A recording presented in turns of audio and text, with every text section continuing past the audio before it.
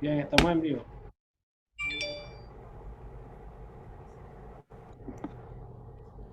Hola, bueno, bienvenidos a todos y todas los que nos acompañan y se están sintonizando en este encuentro que hemos llamado Una voz propia, experiencias de escritoras en las ciencias sociales. Primero que nada, agradecerles a todos los que se están conectando, a todas las que se van conectando en este momento, a Fundarte por el Espacio, y recordarles que este conversatorio se desarrolla en el marco de un encuentro, el primer encuentro mundial de escritoras, Caracas 2020, que organizó Fundarte y que empezó este 14 de octubre y va a durar hasta mañana.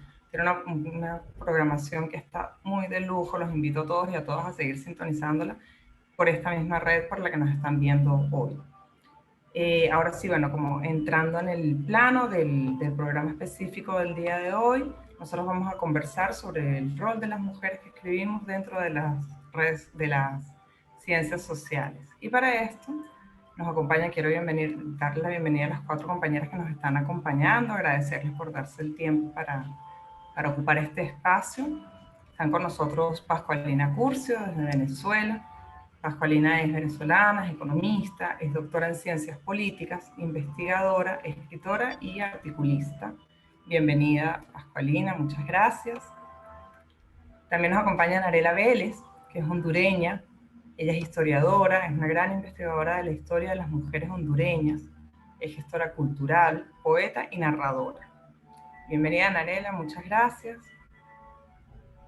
Está también desde España Arancha Tirado, quien es politóloga, es doctora en estudios latinoamericanos de la UNAM, es profesora e investigadora. Bienvenida también. Y por último, Karina Vidaseca, es doctora en ciencias sociales, trabaja como investigadora independiente, fundadora de NUSUR, hace parte de Claxo y de Flaxo, entre muchas otras ocupaciones, ¿no? Fíjense, bueno, gracias a todos por estar aquí. Cuento que cuando a mí me invitaron a que gestionáramos, a que moderáramos este espacio, estuve revisando algunas publicaciones, estaba investigando como los efectos de la pandemia sobre el cuerpo, sobre la realidad de las mujeres, y me impresionó mucho encontrar justamente una investigación que evaluaba la, la diferencia entre las cifras de mujeres publicando e iniciando publicaciones en el periodo prepandemia y pospandémico, ¿no? Con una bajada brutal, que las investigadoras asociaban, por supuesto, a la diferencia de roles en las labores de cuidado y las labores de sostenibilidad de los hogares, ¿no? Cómo se habían incrementado en esta época y había incrementado la desigualdad. Todo este tema me genera como una angustia muy grande en lo que puede significar el efecto pospandémico en este espacio que nos ha costado muchísimo tallar, ¿no? A las mujeres, de la incidencia dentro de las publicaciones indizadas, dentro de los medios académicos, ¿no? Creo que ha sido una ruta muy larga y que tal vez no estamos evaluando muy bien cómo este periodo, este último año, va a tener una incidencia y cómo es las consecuencias, ¿no? De una falta de distribución que ya es histórica, ¿no? En estas labores. Entonces, sobre ese espacio de cómo nos hemos tallado esta ruta para llegar al nivel de incidencia que podemos tener ahora, es que quería que empezáramos a conversar, ¿no? Sobre cómo nos ha costado a las mujeres entrar en ese espacio, cómo les ha costado a ustedes particularmente, ¿no? Como desde sus vidas personales, desde sus vidas como investigadoras, como escritoras, cómo viene siendo. Entonces quería empezar por Karina, ¿no? Quería saber, Karina, cómo ha sido tu experiencia de ingreso en este mundo académico, en el mundo de las ciencias sociales, cómo has sentido este freno por el género, por la condición o la apertura, ¿no? Cuéntanos un poquito de eso, Karina. Sí, muchísimas gracias, Taroa, y muchas gracias a todas las compañeras y a la invitación que hace este primer encuentro internacional de escritoras, por esta posibilidad de reflexionar sobre nuestra propia práctica, ¿no? Como académicas, activistas y artivistas también que somos, en esos tantos roles que asumimos las mujeres, ¿no? Acerca de la pregunta que dispara lo que menciona Taro, creo que tiene mucho que ver también cómo es posible pensar la docencia, inclusive, ¿no? No solo la investigación, sino la docencia cuando una se enuncia como feminista, ¿no? Dentro del campo académico. Esto creo que realmente es un hecho que ahora quizás está mucho más valorado que en nuestra época.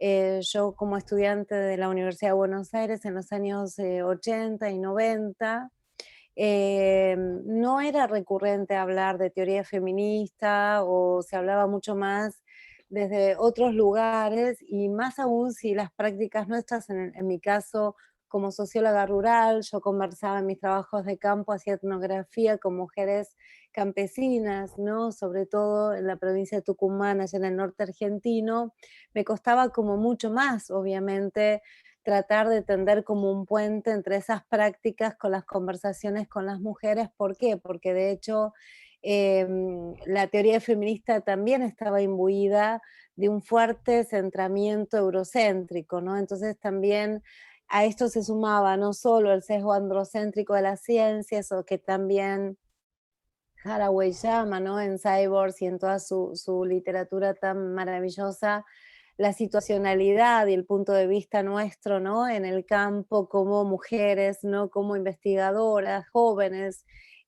sobre todo al comienzo de nuestras historias académicas, donde, claro, no hay una voz autorizada tampoco, ¿no? Eso por un lado me parece que es muy interesante, pero por el otro también me parece que uno logra ciertas transformaciones también que son contundentes a la hora de pararse y situarse más tardíamente quizás y hacerse una pregunta como existe como tal una etnografía feminista, que es un poco lo que yo quería trabajar siendo investigadora de campo. Esa también es una pregunta que me parece que es importante, atraviesa y fundamentalmente lo que dirime es una discusión muy fuerte con la antropología y con lo que una académica feminista también como Estrid Mija llama el punto de vista del maestro, ¿no? Haciendo alusión a Malinowski, ¿no? Y esto también me parece que es un dato importante en las disciplinas. Yo crecí en la sociología, mis estudiantes son de sociología también, y generalmente se conoce a los padres fundadores de las disciplinas, ya desde el hecho de que una llega, ¿no? A la universidad y la primera clase que tiene uno enfrente generalmente es los padres fundadores de las disciplinas. Creo que ahí hay todo un linaje que está oculto, obviamente que hay que visibilizar y que hay que empezar a trabajar, ¿no? Y siendo estudiante eso cuesta mucho más, seguramente, que una vez que uno egresa y puede obtener otra posición en el campo académico, ¿no? Me parece que también es central la posición también de la literatura afrofeminista, y me estoy refiriendo, por ejemplo, a los textos maravillosos de Audre Lorde, como de Bell Hooks, como de Lelia González, todas ellas también investigadoras que han trabajado la posibilidad de escribir, ya no desde un lugar hegemónico, sino desde el lugar de mujeres de color, ¿no? Muchas de nosotras al cruzar las fronteras también nos convertimos en mujeres de color. Esto es un hecho también que es trabajado dentro del equipo de investigación que yo coordino y que tiene que ver mucho también con la posibilidad de pensar una escritura no androcéntrica, que se libere o que se pueda liberar de ese principio maestro y de que pueda sentirse libre, ¿no? Como decía Toni Morrison, pueda también tener una prosa libre en ese sentido, ¿no? Algo que no siempre sucede porque justamente también tenemos los forceps académicos, ¿no? Es decir, de tener que publicar en lugares indexados, la presión cada vez es mayor hacia el productivismo, y esto, como decías vos, juega muy en contra a la hora de nuestras propias prácticas, ¿no? Que la pandemia ha estallado, que tiene que ver con las prácticas de cuidado, ¿no? Siempre nuestros currículums vitae a la hora de ser comparados en las posiciones jerárquicas y de cargos, siempre quedan, por supuesto, en inferioridad de condiciones, en la misma edad, en rangos de edad productiva, ¿no? En términos de la maternidad, ¿no? O la posibilidad de pensar que una mujer tenga que sopesar esa edad reproductiva a la hora de crecer, porque siempre está, por cierto, el techo de cristal. Entonces creo que también aquí hay cuestiones de ese orden. Yo hablo en mi libro de algún modo de ir hacia lo que yo llamo una etnografía feminista posheroica, es decir, que pueda también trabajar desde un lugar del no heroicismo tan masculino, ¿no? Tan de citar siempre a los grandes antropólogos, a los grandes linajes, siempre masculinos, siempre androcéntricos, ¿no? Que hace que nuestras estudiantes tampoco logren ese lugar de libertad, de liberación, ¿no? Al escribir, al investigar, al publicar, ¿no? También creo que es de señalar que eso sigue existiendo, por cierto, a pesar de este gran movimiento y hermoso movimiento de mujeres y feministas que nos reúne, ese sesgo sigue estando presente y es un hecho también que es reversible. Digo, creo que la historia de ahora en más y la historia feminista y femenina es una historia que puede ser escrita desde el lugar de las mujeres, pero pensemos, por ejemplo, un dato no menor a la hora de las normas APA, por llamar de algún modo, cuando uno tiene que citar apellido y nombre, generalmente se pone la primera letra con el puntito. Eso también, ese hecho esconde si se trata de una mujer, de un varón, de una identidad generalizada, ¿no? ¿Quién está detrás de ese artículo, no? Entonces creo que también muchas de las normas, ¿no? Habría que ir cambiando tienen que ver con esos solapamientos, con esos sesgos profundamente endocéntricos y patriarcales que nos deja y que vivimos y habitamos la academia, ¿no? Pero creo que también es hermoso conectarnos entre nosotras, esta conexión espiritual, como convocaba, perdón, Audre Lorde, tiene que ver con esto, con tratar de derribar esos muros y poder juntas también tejer estas historias que hablan de todo ello, pero hablan también de las posibilidades de ser un cuerpo colectivo, ¿no? No una mente liberal, individual que escribe, sino que cada vez que escribimos en nuestras escrituras están habitadas por múltiples voces. Gracias, Karina. Mientras hablabas, yo pensaba, cuando decías lo de los padres de las disciplinas, ¿no? Pensaba también como desde que somos estudiantes y nos estamos formando, nos vamos como encasillando en temáticas, ¿no? Áreas de conocimiento que nos corresponden o que no nos corresponden como mujeres, ¿no? Tenemos como un campo de saberes al que muchas veces se nos hace muy inaccesible acceder justamente porque son espacios muy masculinizados. Y desde, como dentro de ese compendio pensaba en la economía, ¿no? Quería enlazar con Pascualina, que uno tiene la idea de que la economía es un área que está sumamente masculinizada, ¿no? Son muy pocas las economistas mujeres que una puede leer, a las que uno puede acceder, a las que además se publica, ¿no? Entonces quería saber, Pascualina, ¿qué opinas de eso? ¿Cómo ha sido tu transitar en ese ámbito? Bueno, gracias, Caro, y gracias a las compañeras del espacio, ¿no? A Fundarte por este espacio del primer encuentro internacional de escritoras desde las ciencias sociales que nos toca a nosotras hablar ahorita. Y bueno, digamos en la misma línea que Karina, ¿no? Y sobre todo en la economía que tú tocas particularmente, pues por supuesto no se escapa. Nosotras estamos tratando de incursionar en un espacio donde cuando vas a buscar alguna referencia, te consigues, son las referencias hombres, los grandes teóricos, escritores, etcétera, desde la economía, teorías, independientemente de las ideologías, son hombres.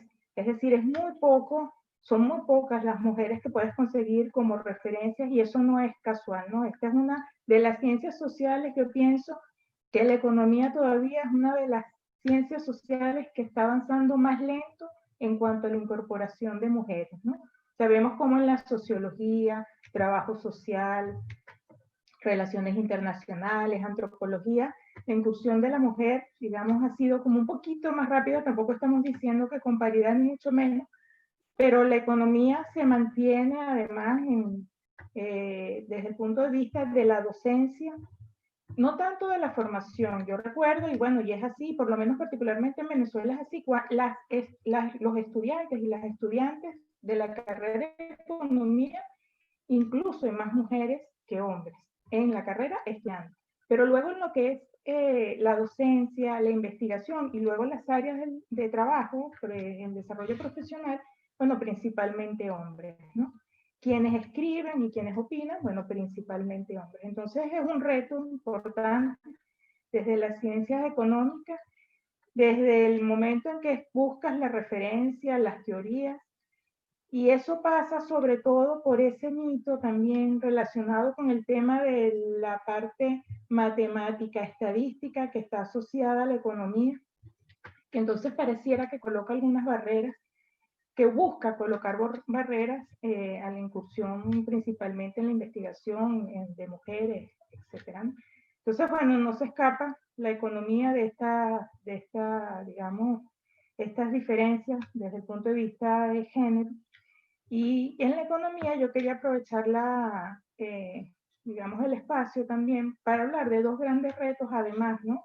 Además de este reto que tenemos como mujeres, la economía está vista como que es una ciencia difícil de alcanzar. Tú escuchas a los economistas hablando con unos tecnicismos, unos conceptos, unas categorías, unos términos que a veces hasta rayan en el lenguaje matemático, con términos matemáticos que pareciera que es que hablan y escriben para que nadie les entienda, ¿no?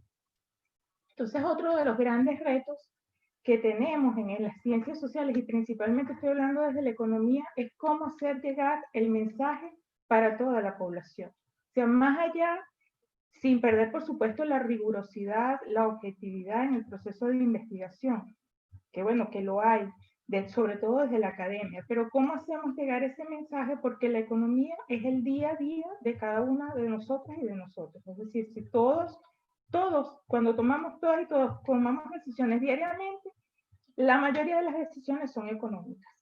Si yo decido comerme una arepa en vez de una empanada y un jugo en vez de un café, estoy inconscientemente tomando una decisión económica.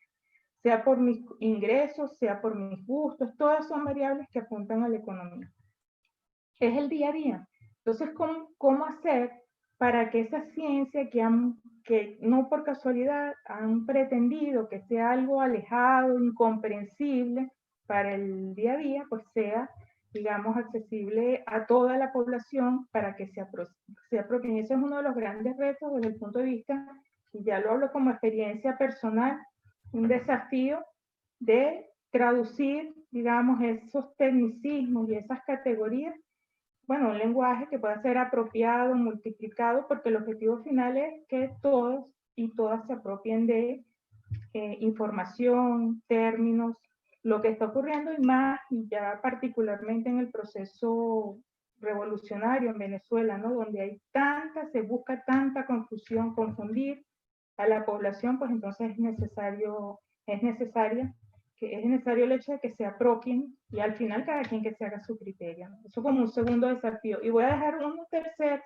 desafío para darle el chance de la palabra a las compañeras, y es la relación de la economía como el resto de las ciencias sociales, la sociología, la antropología, con la política. Desde el punto de vista de la economía no se puede entender la economía aislada, o sea, no son los números solos, no son esas teorías abstractas solas, no son los resultados de algún modelo matemático o estadístico. Eso está relacionado, como decía, al día a día, y son decisiones políticas. Entonces ese vínculo y ese otro reto de relacionar, no ver la economía como que, bueno, esto es un asunto académico, matemático, estadístico, sino verlo como una herramienta que además está perfectamente relacionado, forma parte, o sea, no se puede entender la economía sin la política, ¿no? Entonces, digamos que otro de los grandes retos que se tiene como investigadoras, como escritoras, en el momento de transmitir por distintas vías, sea con artículos científicos, artículos de opinión, libros, etcétera, lo que es la ciencia económica al resto. Entonces lo dejo hasta aquí, Taroa, para darle la palabra al resto de las compañeras. Gracias, Pascualina. Igual te quería preguntar una cosita antes de pasar. Yo quería saber cómo percibías tú como la función, ¿no?, de los medios indizados, de las revistas indizadas, en esta necesidad del cambio del lenguaje. O sea, ¿qué pasa? Eso fluye, va a la mano, ¿no? Porque efectivamente hay como una percepción generalizada, digamos, desde la academia, que cuando una suaviza, ¿no?, destecnicista, sería el lenguaje, pues eso pierde objetividad, ¿no? ¿Cómo va ese tránsito?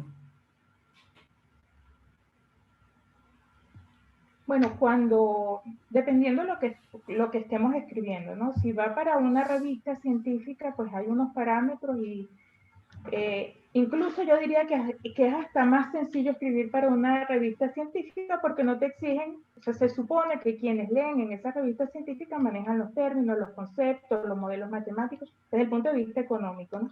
Y sí te exigen pues digamos, ese lenguaje más técnico, por supuesto con su marco teórico, metodológico, si tiene que ver con herramientas estadísticas, matemáticas, pues tienes que colocar el modelo matemático, el modelo estadístico, los resultados, etc.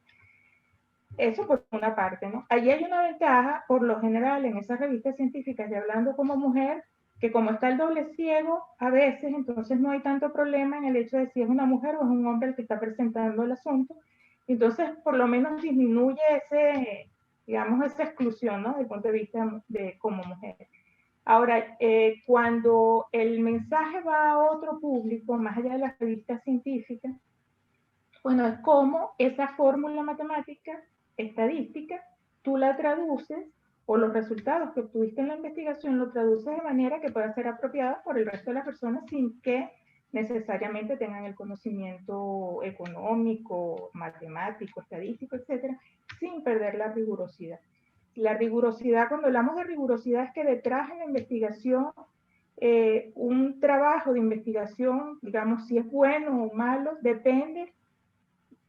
Yo prefiero hablar más que de la objetividad, de la rigurosidad. La rigurosidad en el marco teórico, en el marco metodológico, de manera que cualquier otra persona que siguiendo tu teoría y siguiendo tu metodología, si ese trabajo de investigación es riguroso, pues tiene que llegar a los mismos resultados como investigación científica. Ahora, la objetividad, pues decir que nosotros no venimos con unos valores, con unas posiciones como investigadoras que te aproximan a la investigación, siempre de manera, es objetiva, pero siempre tú traes un bagaje de valores con el que te aproximas a un problema de investigación, ¿no? Por eso lo importante es el hecho de la rigurosidad desde el punto de vista teórico y metodológico. Ahora, eso pueden ser revistas científicas muy importantes que pueden ser revisadas por investigadores también, pero la utilidad de esas investigaciones, sobre todo en ciencias sociales y en ciencias políticas, es para la población en general. Entonces, ¿cómo traducimos con otros formatos que no son investigaciones científicas, artículos de opinión o en revistas no tan científicas, lo que se hacen investigaciones para poderle llegar, digamos, a la población en general? Claro, gracias, Pascualina. No Te sé pregunto si te porque hace unos años nosotros empezamos un proceso de desarrollar un índice de publicaciones como aliado a la lógica de la revolución. Nosotros decimos, en los parámetros de evaluación no tenemos considerados que los comités editoriales, por ejemplo, tengan una lógica paritaria, ¿no? ¿Cómo realmente quién decide qué voces se visibilizan o no, ¿no? Y cómo no se aplican criterios de discriminación positiva, por ejemplo, ¿no? Con las mujeres en las llamadas ciencias duras, por ejemplo, que veíamos que había un desequilibrio muy fuerte. Entonces, como justamente sobre ese tema de las publicaciones, ¿no? De cómo se decide, cuáles voces se exponen, yo quería preguntarle a Narela su experiencia, porque Narela además dirige una editorial que se llama Ediciones Librería Paradiso. Entonces, quería saber desde esa perspectiva, como editora, como directora de una editorial, ¿cómo ves tú este tema de la visibilización de nuestras voces? El audio, Narela. Buenas tardes a todas. Antes que nada quiero agradecer a quienes han propiciado este encuentro desde mi punto de vista histórico entre las escritoras del mundo. Gracias a quienes nos han acercado y nos han enlazado para que hoy podamos reflexionar sobre temas que nos preocupan a nosotras, a las mujeres que somos pues más de la mitad de la población del mundo, que ya eso es bastante decir. Y además a quienes nos movemos en el ámbito de las ciencias. Qué gusto, Taroa, Karina, Pascualina, Arantxa, de poder compartir con ustedes este espacio. ¿Qué hacemos las mujeres científicas en tiempos de pandemia en relación con la publicación y la visibilidad de nuestros trabajos. Como historiadora, pero también como poeta, con el COVID-19 he encontrado que a pesar del distanciamiento social, del confinamiento, las mujeres han asumido el silencio y la soledad para alimentar su trabajo personal, para afinar sus escritos y para, digamos, mejorar lo que han iniciado para presentar en congresos, en encuentros científicos.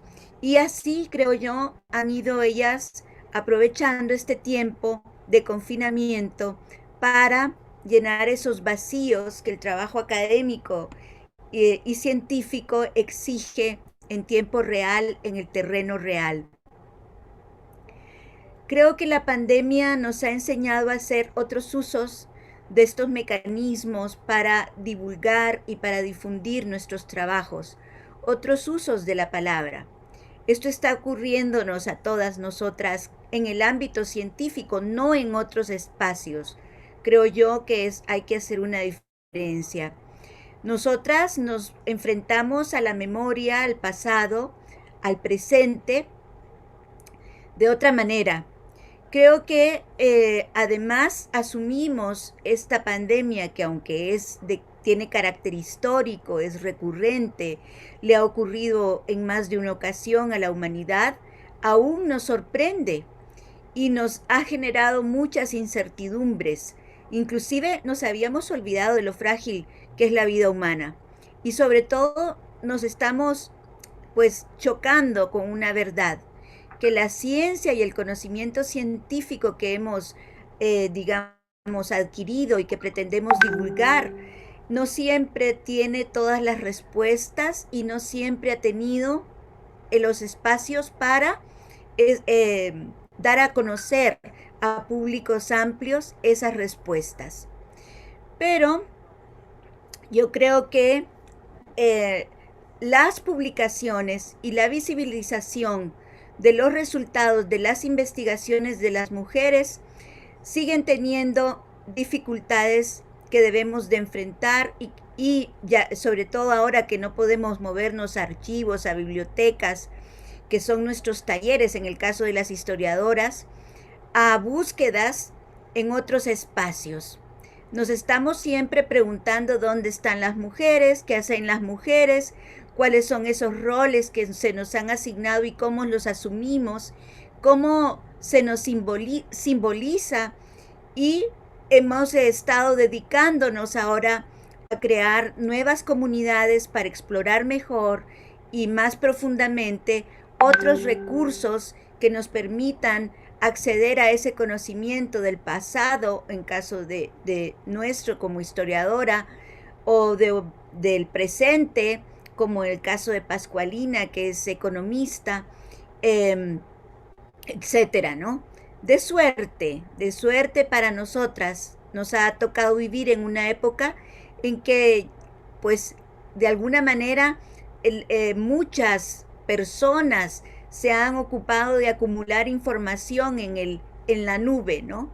Y en este momento, pues, podemos acceder a ellas, podemos organizarlas y además hacer publicaciones,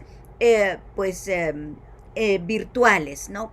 Por ejemplo, nosotras hemos tenido recientemente un encuentro muy interesante que llamamos Ciclónicas y hemos estado publicando plaquettes y libros virtuales, ¿verdad?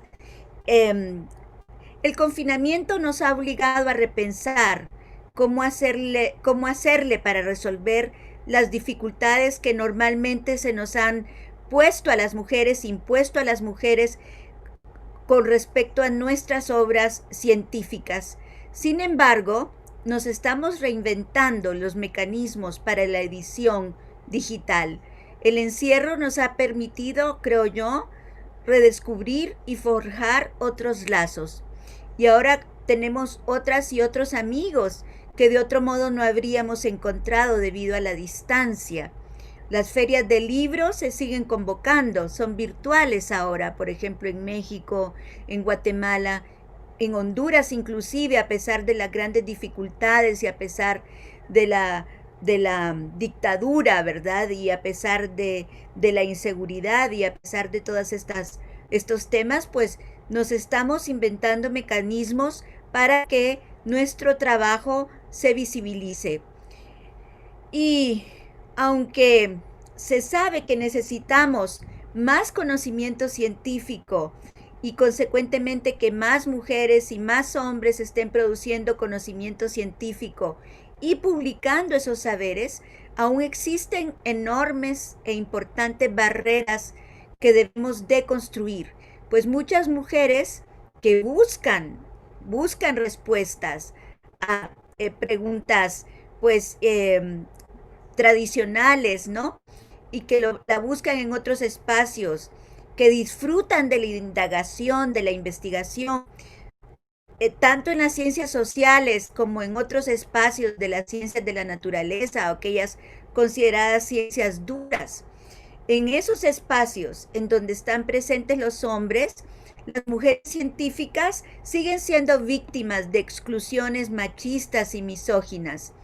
En los espacios mixtos se deben corregir aún muchos fallos, los problemas que provienen de una cultura en la que la desigualdad se ha naturalizado, en el que el acceso a la tecnología es muy desigual y aún existe un sesgo en cuanto a la participación de nuestro género, es aún muy preocupante. Y tenemos que buscar la manera nosotras, porque es difícil que los hombres se lo planteen, de resolver esa invisibilización que se ha dado históricamente y sesgadamente de nuestro trabajo.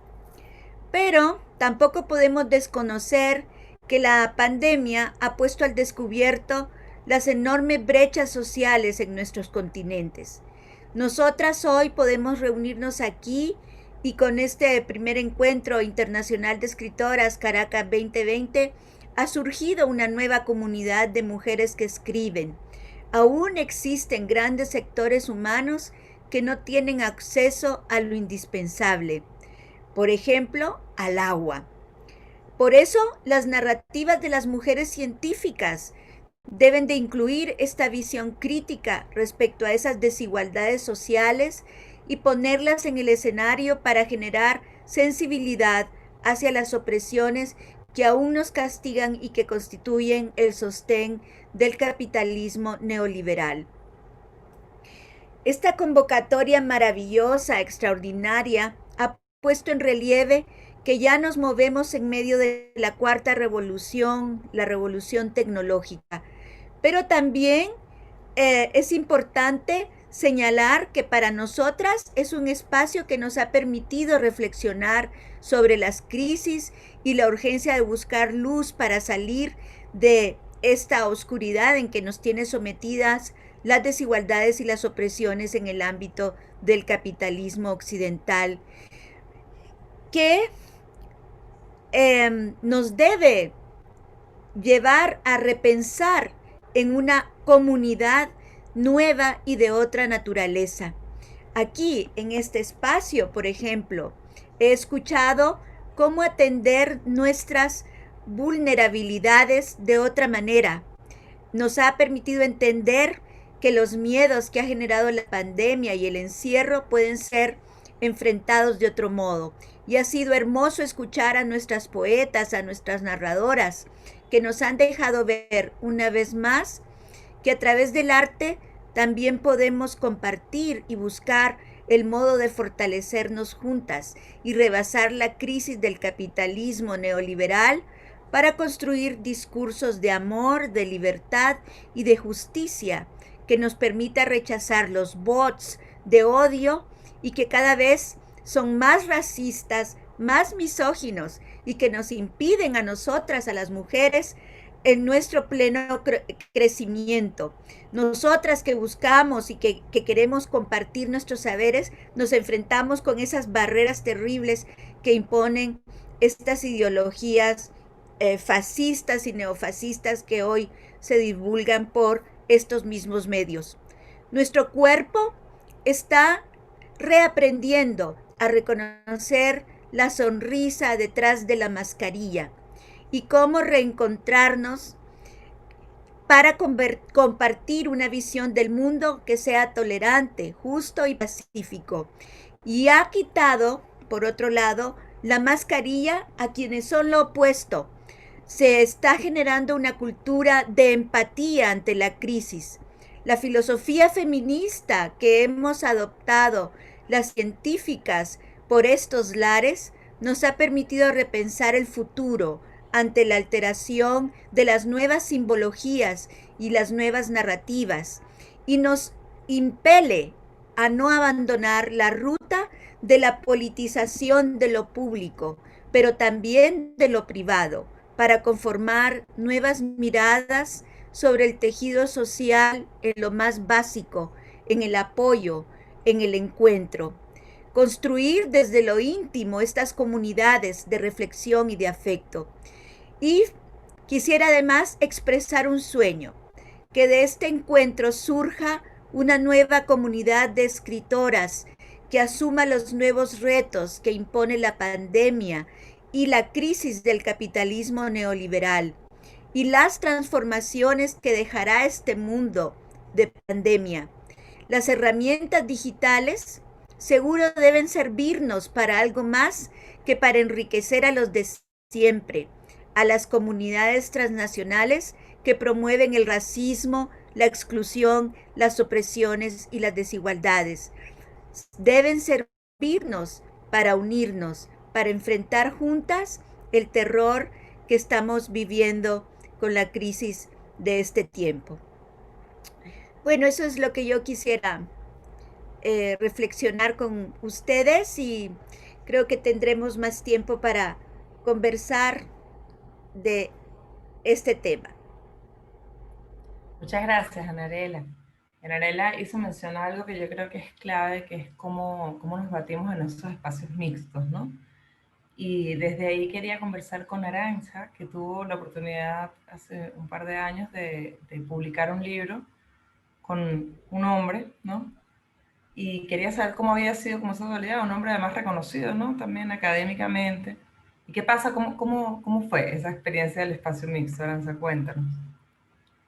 Bueno, yo quería dejar esa parte un poco para el final, porque he preparado algo quizás muy en primera persona, más del ámbito académico, porque el libro lo escribí con Nega, que no es académico, ojo, él es cantante de un grupo de rap muy conocido aquí en la izquierda, Los Chicos del Maíz, entonces era una mezcla híbrida, por decirlo de algún modo.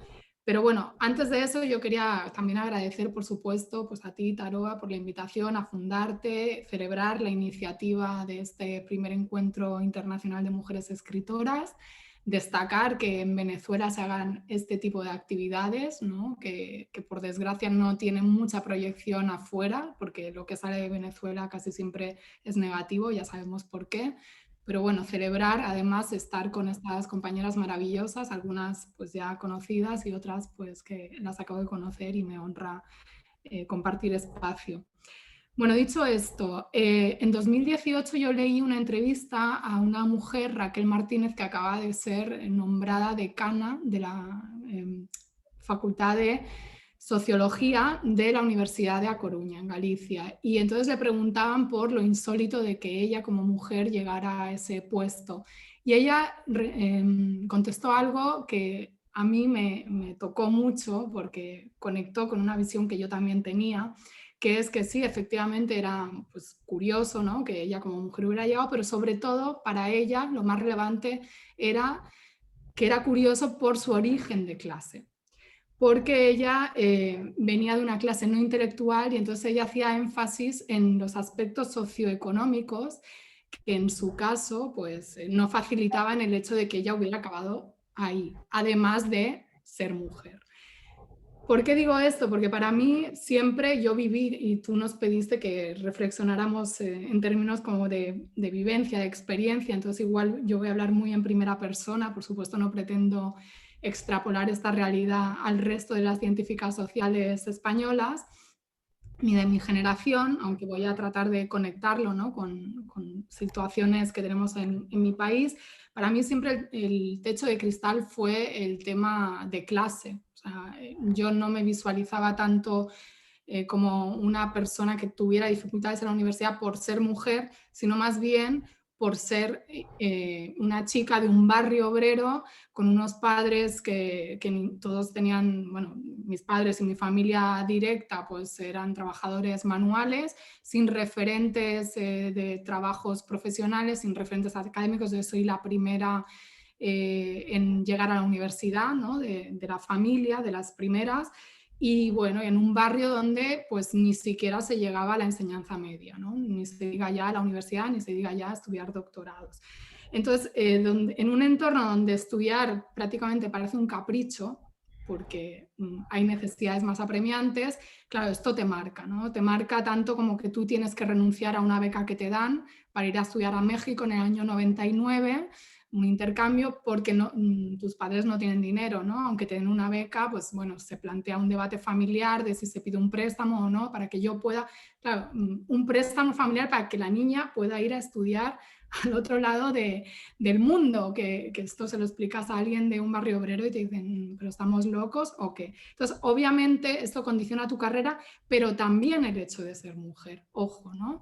Porque entonces viene todo un año en que yo trabajo para ahorrar y poder volver a solicitar esa beca. Yo quería ir a México, no me dieron la beca a México, me la dieron a Costa Rica y acabé en Costa Rica. Maravilloso. Centroamérica lo amo, ¿no?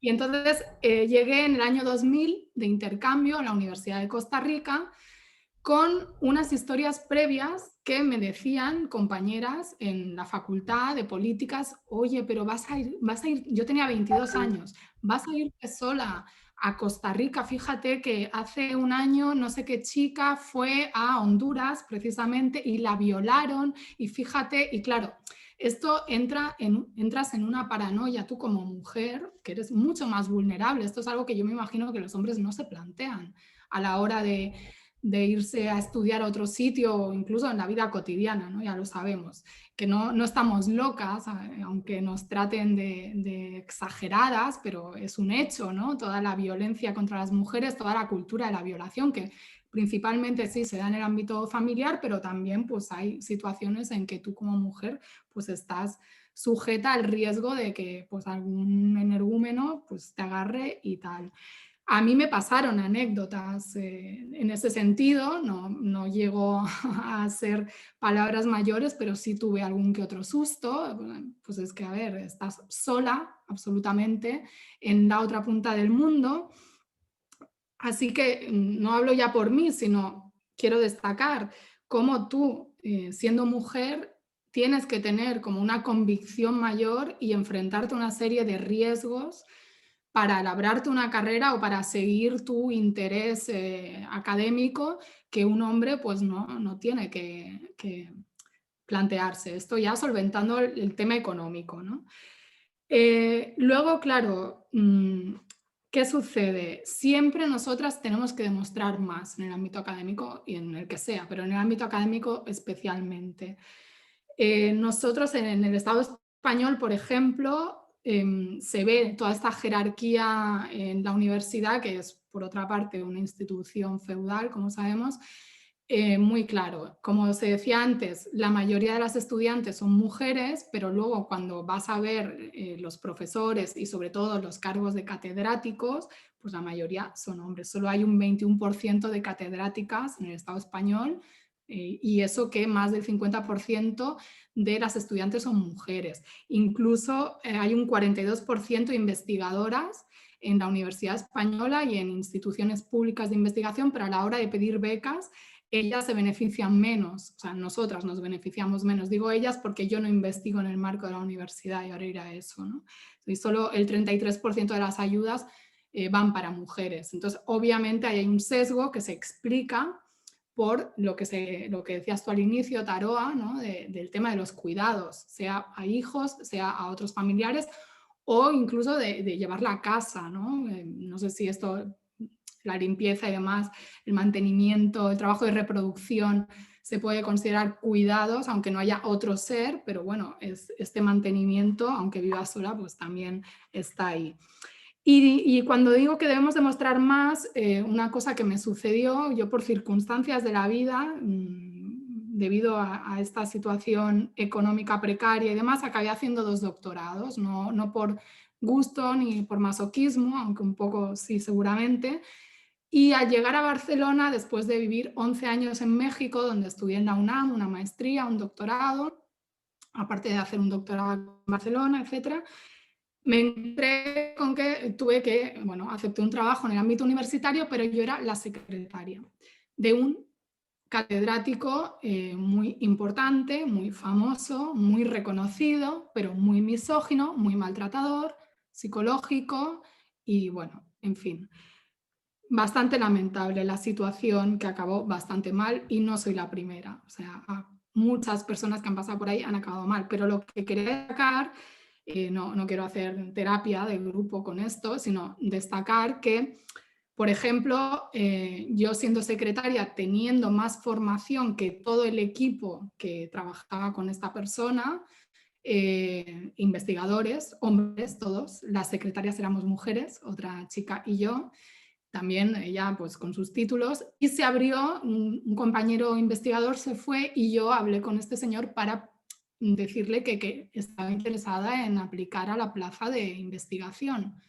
Y él, bueno, me dijo que no, en absoluto. O sea, que yo que sabía de investigar, ¿no? Y yo ya tenía un libro publicado, yo ya tenía 2 doctorados, un máster, una carrera, una mínima trayectoria académica, bueno, ¿no? Y los investigadores que llegaban, pues era gente que apenas había acabado su licenciatura. En fin, porque soy mujer, seguramente no solo por eso, pero evidentemente pues ese hecho condiciona mucho. Y luego, ¿qué sucede? Que cuando llegas ya por fin a la universidad, a que te contraten como profesora, ¿no? Después de mucho esfuerzo y demás, sobre todo los que venimos de la clase obrera, que hemos tenido que trabajar a la vez, que no hemos podido dedicarnos 100% siempre a estudiar, siempre compatibilizando con trabajos o con otras cuestiones, te encuentras con unas formas de contratación sumamente precarias, que esas sí son generales, de la precarización absoluta en la que se encuentra la Universidad Española. Yo, en mi caso, pues tengo un contrato de profesora asociada en una de las universidades en las que trabajo, lo cual implica que tú tienes que tener otro desempeño laboral fuera de la universidad para que te puedan contratar. Bueno, es una manera de ellos ahorrarse pues, gastos de seguridad social, impuestos, etc. En teoría está hecho, en la teoría, ¿no? De que tú tienes, tú aportas tu conocimiento, bueno, aquí mi gato hace su aparición estelar, aportas tu conocimiento extra universitario a la universidad, que también. Entonces, nuevamente aquí tenemos un tema de clase, porque hay quien puede ser contratado en condiciones laborales un poco limitadas, por utilizar un eufemismo, y quien no puede, ¿no? Y claro, estas fórmulas que presuponen que tú tienes que tener otros trabajos llevan al pluriempleo, y yo me pregunto en qué momento de la vida podemos dedicarnos a tener una familia, cuidar a hijos, si es el caso, etcétera, ¿no? En un contexto de la universidad, del ámbito universitario, que es sumamente competitivo, donde obviamente las mujeres que tienen cargas familiares, está feo el término, pero bueno, que tienen hijos, pues tienen casi siempre menos tiempo para desarrollar investigación, para escribir, para estar en donde tienes que estar, ¿no? En todos los congresos, para hacer currículum, o sea, tu currículum, que además es todo sumamente neoliberal, asqueroso, porque luego vienen todas estas agencias de evaluación que son requisitos sine qua non para obtener determinadas plazas, y claro, para que te evalúen bien tienes que tener todo eso previo, y para tener todo eso previo tienes que tener tiempo, y tiempo es vida, y la vida no solo se compone de trabajo. Entonces, tenemos un panorama, yo creo que muy, ¿cómo decirlo?, estresante, porque duro también es trabajar 8 horas en un supermercado, duro es trabajar en una obra, o sea, sí, pero el nivel de presión mental intelectual al que estamos sometidos quienes nos dedicamos además a las ciencias sociales, es decir, a una disciplina que está en constante desarrollo, como diría Walter Martínez, ¿no? que tienes que estar actualizado todo el rato, que tienes que estar leyendo constantemente porque los acontecimientos no paran, pues esto lleva a que la conciliación, que además pues no existe prácticamente por la parte institucional, sea muy difícil. ¿Y quién puede escribir en este contexto? Pregunto, pues puede escribir un perfil de mujer que tiene que sacrificar su vida privada en términos de hijos, en términos de pareja. O sea, no quiero decir que la mujer que escribe en ciencias sociales acabe sola, rodeada de gatos y tal, no.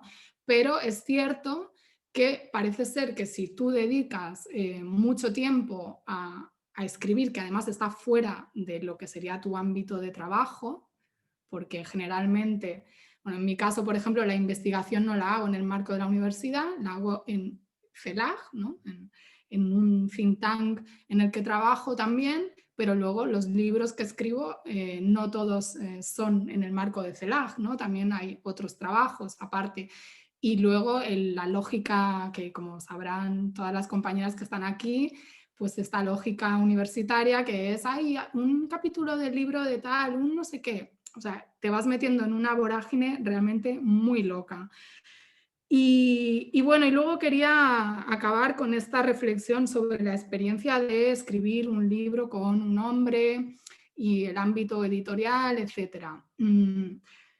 Una cosa que a mí me molesta mucho como mujer es cuando nos tratan como simplemente un cuerpo, ¿no? O sea, no eres un cerebro en un cuerpo de mujer, sino eres un cuerpo y obviamente un cuerpo sexuado o un cuerpo, bueno, del que se puede opinar de su apariencia, de si viste así, viste asá, es más guapa, menos guapa, o sea, nos someten a un escrutinio que no tiene nada que ver con nuestro trabajo porque no somos modelos, somos profesoras, académicas, investigadoras, escritoras, o sea, no se entra a debatir en el marco de las ideas y además siempre hay esa sombra por encima suspicaz de pensar que si tú eres mujer y estás en determinado puesto o tienes determinada visibilidad o has escrito un libro con un hombre, es porque eres su amante, porque tienes una relación emocional o sexual o su pareja o lo que sea, ¿no? O sea, tú por ti misma, por supuesto, no has conseguido nada, has conseguido algo porque los hombres de alrededor te han dado su poder a cambio de un intercambio supuestamente pues siempre en el marco de para lo que servimos las mujeres, ¿no? Aparte de para limpiar, servir y tal, pues supongo que también para lo meramente sexual. Y a mí esto me molesta mucho, mucho, porque me parece una falta de respeto y muy poco serio. Entonces, yo, mi libro que escribí con Nega, nunca he tenido ningún problema con mi compañero, todo lo contrario, nunca he tenido ningún problema con la editorial, todo lo contrario. De hecho, la Ediciones Acal ahora mismo lo lleva una joven editora, Arianna, que tiene muy claro todo esto y es una feminista de pro.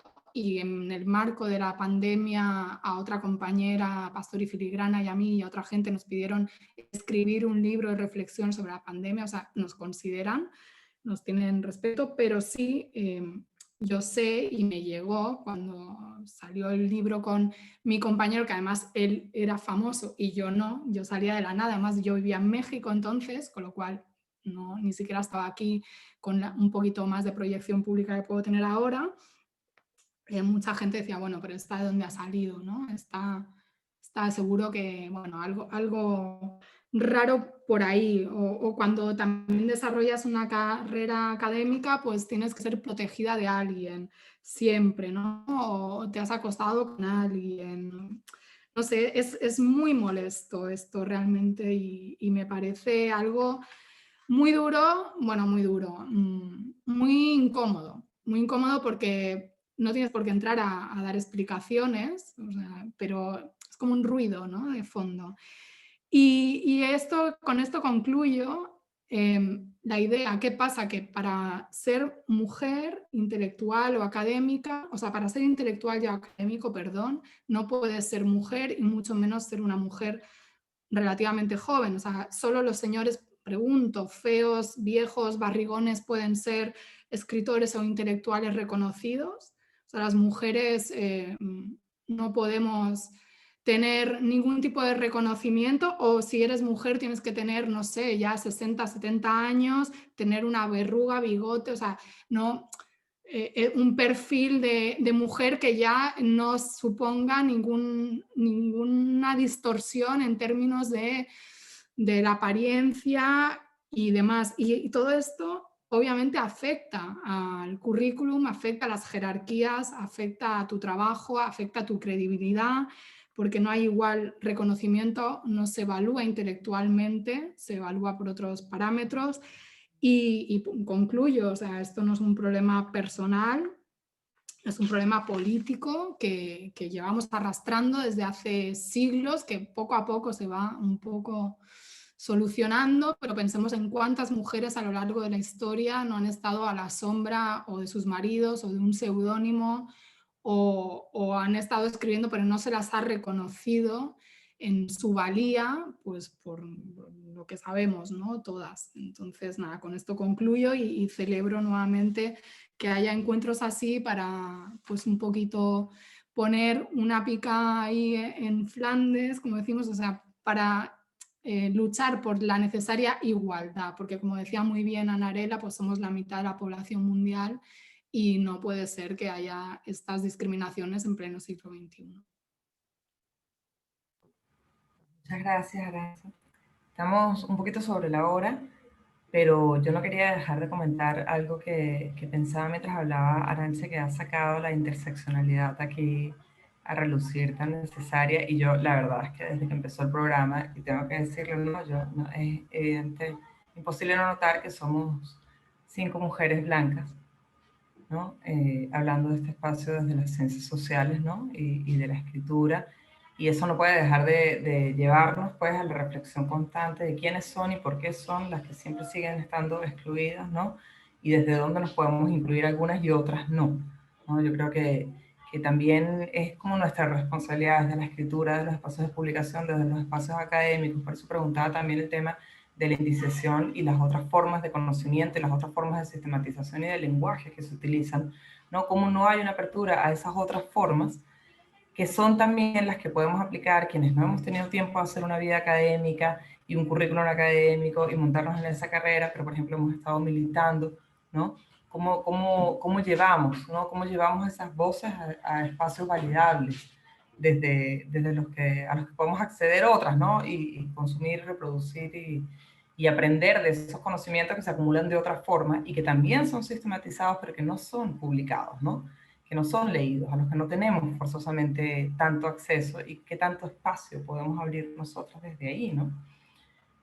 Bueno, me quedé pensando en eso, ¿no? ¿Dónde están nuestras mujeres escritoras indígenas, negras, ¿no? Ya sabemos, como las que provienen de barrios obreros, las que no hemos tenido familias académicas, ¿no? ¿Cómo vamos en esa talla? Yo creo que hemos avanzado un montón, pero nos falta muchísimo, ¿no?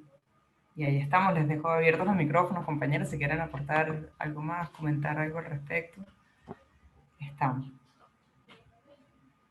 Bueno, quisiera referirme a algo que acaba de decir Arantxa acerca del tiempo que va a pasar para que pueda haber alguna, digamos, deconstrucción de la cultura patriarcal que impide que el trabajo de nosotras sea valorado con los mismos parámetros con que se valora el trabajo científico de los hombres, pero no de todos los hombres, ¿verdad? Sino que de aquellos científicos que están comprometidos con nuestros pueblos, ¿verdad? No me quiero equiparar y no quiero que me equiparen tampoco con los historiadores y las historiadoras que le hacen, digamos, la imagen a las oligarquías de nuestro tiempo.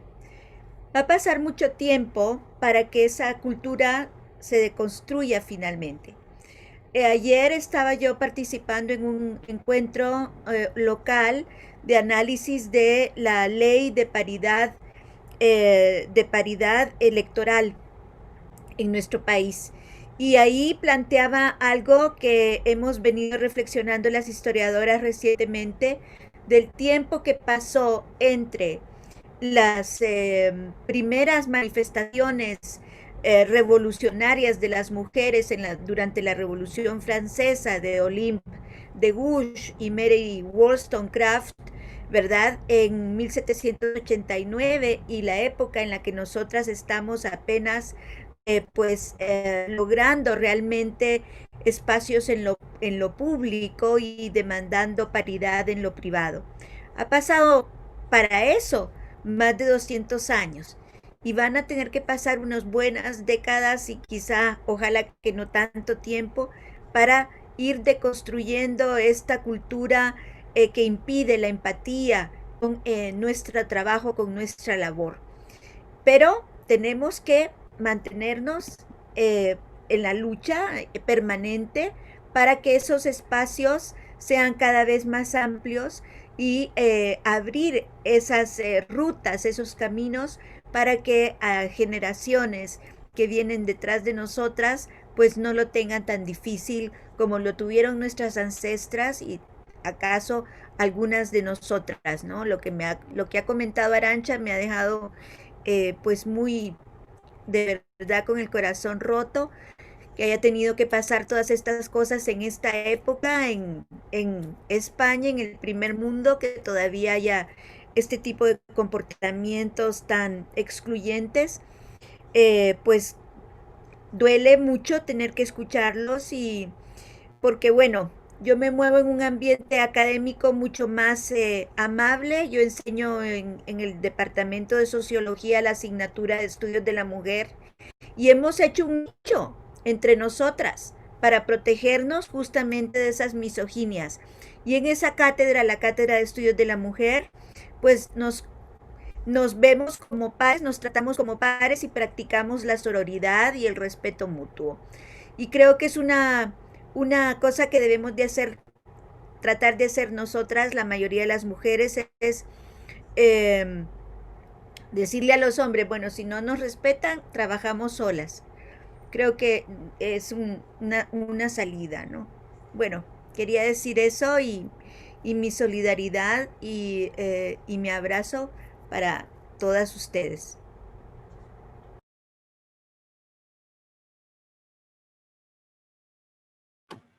Gracias, Anarela. ¿Alguna de las compañeras quiere decir algo más? Si no, vamos cerrando. Karina se tuvo que ir, pero te queremos, Karina, gracias. Bueno, ya que estamos cerrando, además de nuevamente agradecer el espacio, Taroa, Fundarte, un poco la preocupación que tú tienes, ¿no? De cómo las mujeres en estos tiempos, dadas todas las dificultades, vamos incursionando, ¿no? Para hacernos cada vez más visibles en nuestro trabajo, como escritoras, como investigadoras, no encasillados solamente desde el punto de vista académico y con este tipo de publicaciones. Y yo creo que allí se nos abre la oportunidad con estas nuevas tecnologías, ¿no? Imaginémonos las mujeres hace décadas sin la posibilidad de, por ejemplo, montar su propio blog o publicar a través de alguna de las redes sociales. O sea, antes publicar, las escritoras pues tenían necesariamente que pasar, si era en el mundo académico, por supuesto, por digamos, todos los árbitros para el trabajo científico, o, bueno, si es un libro, digamos, la misma metodología. Pero ahorita pienso que hay otros espacios que podemos aprovechar, aprovechando estas nuevas tecnologías. Eso no significa que el que esté en esos espacios no vayamos a estar, digamos, no vayamos a correr el riesgo igual de descalificaciones, de actitudes misóginas, etcétera. Lo hemos vivido. También utilizan las redes sociales y este tipo de tecnología para, digamos, descalificar a las mujeres, y lo sabemos y lo hemos vivido. Todas nosotras nos hemos enfrentado, pero bueno, ese enfrentamiento incluso se ha hecho público y de alguna manera, pues, muestra, ¿no? Va visibilizando digamos, las dos visiones, el hecho de el esfuerzo que hacemos como mujeres, escritoras, investigadoras, para mostrar los resultados de nuestro trabajo y actitudes además no necesariamente es la mayoría, también nos encontramos, o sea, son pocos los que se atreven, aunque no sea con seudónimos, a través de las redes sociales, a descalificar, a insultar, a faltar el respeto, pero también hay una gran mayoría que, digamos, reconoce el trabajo de las mujeres y bueno, es un caminar, es un avanzar. Yo pienso que podemos aprovechar estas nuevas tecnologías comparándonos con, digamos, mujeres hace décadas que, como decía Aranza, de repente tenían que utilizar algún seudónimo para que les publicaran algo o en las sombras de algún hombre para que su trabajo se visibilizara. Entonces, bueno, digamos que ahí se abren unas puertas, unas oportunidades para avanzar en ese camino y abrirle el camino a las que vienen también. Bueno, yo quería concluir diciendo que me parece que la universidad pues, no deja de ser un reflejo de la sociedad. La sociedad, por suerte, cambia y avanza. Yo creo que las luchas del feminismo han llevado y llevan, porque siguen, ¿no? Y yo creo que cada vez van a ir a más, han llevado a que las mujeres hoy en día tengamos una situación muchísimo mejor que hace décadas. O sea, yo me comparo con mi madre y siendo la misma clase social, es muy diferente nuestra situación, pero que a la vez la paradoja es que las personas de mi generación tenemos la teoría muy clara, quizás, ¿no? Digo que todas, pero la mayoría de las mujeres yo diría que sí, y cada vez más, y las generaciones que vienen por debajo incluso más, lo cual me alegra mucho, pero la práctica ahí es cuando chirría, ¿no? Porque todavía está ese viejo mundo y nosotras mismas también traemos todos los tics de una educación patriarcal, que yo lo veo, ¿no?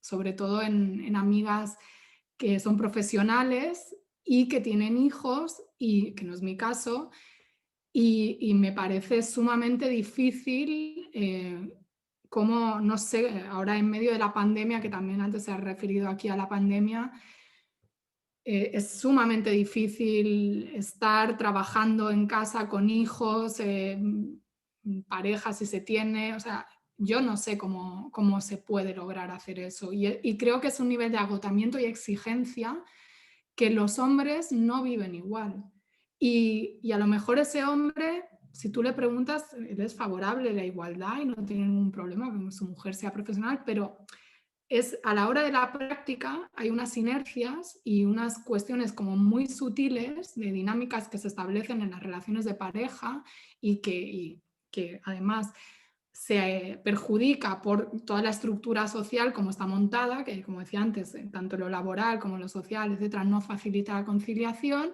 y nosotras estamos atrapadas entre un conocimiento teórico y una praxis donde quisiéramos ser mucho más igualitarias, es decir, más feministas, pero topamos con la pared y además con el chantaje de que te han educado para que te encargues de tus hijos. ¿Cómo vas a dejar de encargarte de tus hijos para dedicarte a tu carrera? Si una mujer que se dedica a su carrera es una bruja, ¿no?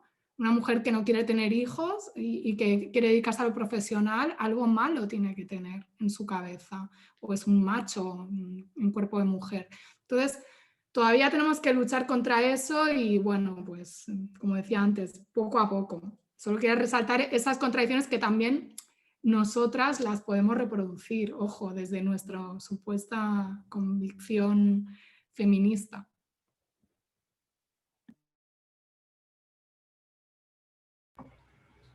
Anarela, no sé si quieres incluir algo más. ¿Estamos? Pero desbloquea el sonido. Quisiera recordar que he hecho una propuesta que espero que se analice como un resultado, digamos, de este primer encuentro de escritoras, que de aquí salga una nueva comunidad de escritoras de el mundo contemporáneo, porque creo que todas las que estamos aquí no sé si todas somos de habla hispana o de español, para que estemos juntas enfrentando los retos de este tiempo.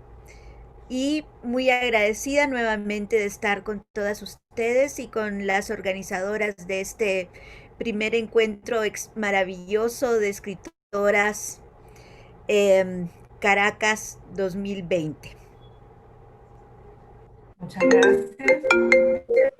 Y lo mismo, ¿no? Agradecer, tenemos ahí agradecer a Fundarte, a las compañeras que están detrás de este evento también, Jordana, Melissa. Y bueno, yo pensaba también, asociándolo un poco con lo que decía Arantxa al momento, que este evento se dé en un contexto como lo que sucede en Venezuela en este momento es supremamente celebrable, y además esta es una pequeña manifestación de lo que en realidad pasa con Venezuela y con la revolución bolivariana, que es que, bueno, no está sola, ¿no? Aquí estamos todos nosotros conectados, somos todos los que hayan venido, y también no solo estaremos juntas como mujeres, sino juntas también con el proceso y con Venezuela. Sí. Y que la revolución bolivariana es una revolución muy feminista, y eso no se dice.